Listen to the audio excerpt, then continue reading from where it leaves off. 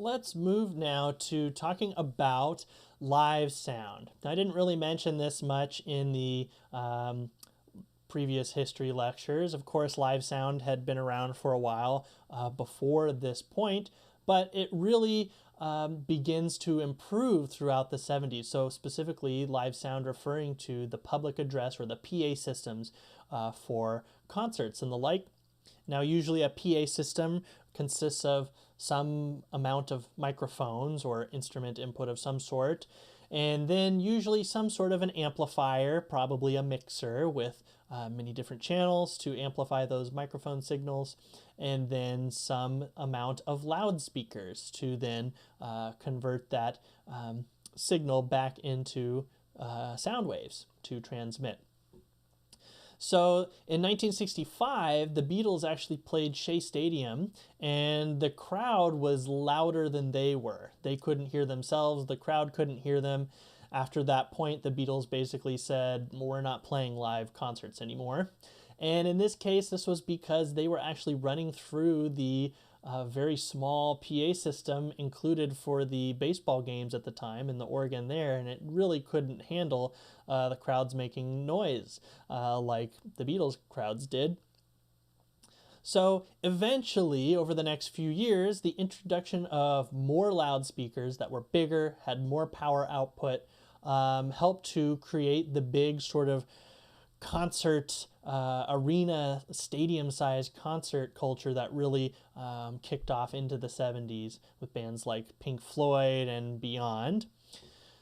And then also in the 70s, stage monitors begin to appear, and these are the little things that you can see at the front of the stage here, these little small speakers that were pointed up and back at the performers so that they could hear themselves.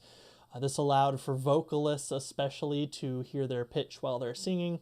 And just generally, the 70s saw a huge improvement in live sound and at live performances. That brings us to something called the wall of sound. Now, this was a giant PA system created and used by the Grateful Dead in 1974. And this was the largest PA system of its time, more than 600 speakers and about 28,000 watts of power. So you can sort of just see how massive it is here in the photo.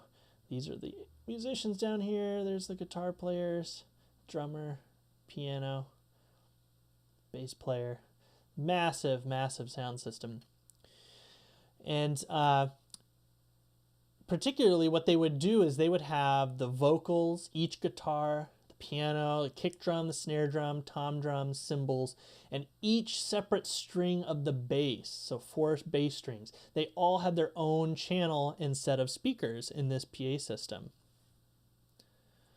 Now, because those were all separated and because of all the power, it was a totally clear, distortion-free sound that came out of this PA system. And it served as its own monitoring system, so they didn't need the floor monitors to hear themselves, because when you're standing right in front of a massive array of speakers like that, you can probably hear what's coming out fairly well. Of course, with the microphones pointing back towards those speakers, they actually had the people who helped them develop this particular sound system also developed a specific type of microphone that was really 2 microphones out of phase so that they would help to cancel out all that feedback that might occur. Being that if you've ever tried pointing a microphone at a speaker, of course, there's going to be feedback that happens there. This particular sound system could be heard from half a mile away from the stage without using delay towers and without any signal degradation. You could still hear it crystal clear from half a mile away.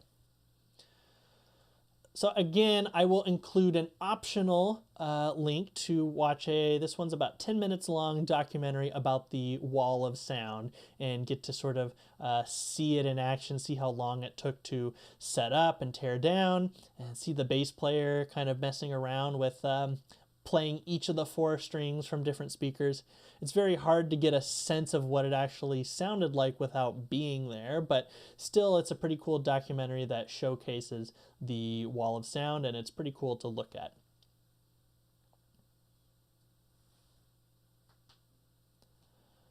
So moving back into the experimental academic world, so to speak, with music technology, here's something called Groove coming out of Bell Labs. And these were experiments that happened between around 1970 and 1978. Of course, our friend Max Matthews from Bell Labs was involved. Now, this Groove was an acronym, and it stood for Generated Real-Time Output Operations on voltage-controlled equipment. So essentially, there'd be a computer in one room that actually controlled an analog modular synthesizer that was in another room. So in these photos here, you can actually see Laurie Spiegel. In this bottom one, here she is at the computer, basically composing, inputting information that could then control this analog synthesizer up here in the top photo. So with that, let's actually take a break and go check out the little example there, the excerpt from Patchwork from Laurie Spiegel, created between 1974 and 1976. After you're done listening to that excerpt, you can come back and continue on with the lecture video.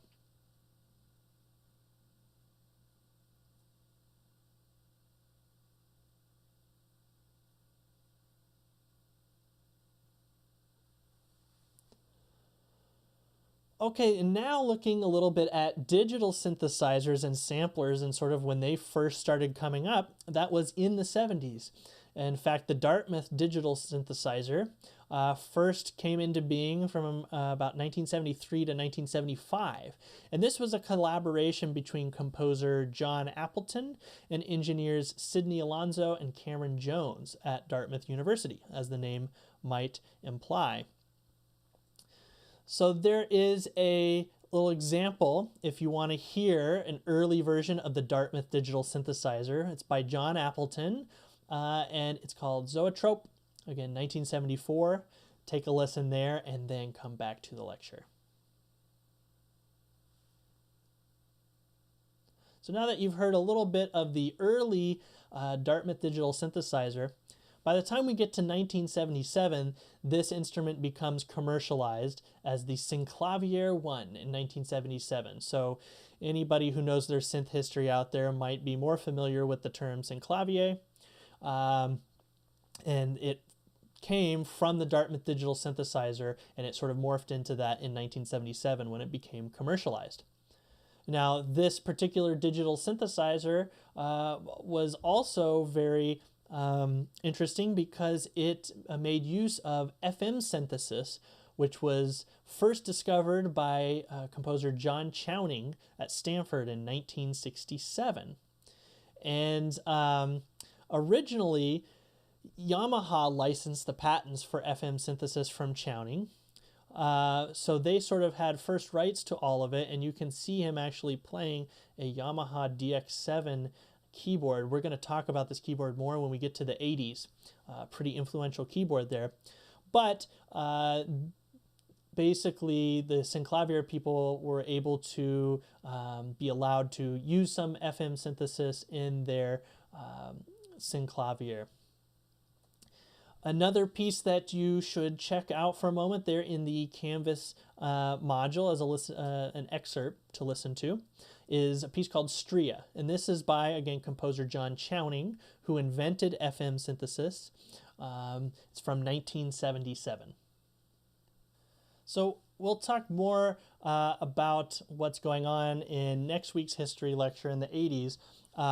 Again, with sort of where FM synthesis went with the Yamaha DX7 keyboard. But I'll just mention here, since we're talking about the Synclavier, which still was very well known throughout the 80s, but got its start in the 70s, it actually began to incorporate more audio samples to be stored in playback at different pitch levels based on the keyboard itself, like we talked about in the last lecture with samplers. So that eventually became part of the synclavier, and the synclavier actually was used by a very large number of well-known musicians in the late 70s and throughout the 80s. Frank Zappa, Sting, Michael Jackson, many people using the synclavier there. But it gets its start in the 70s, so I'm including it in this lecture.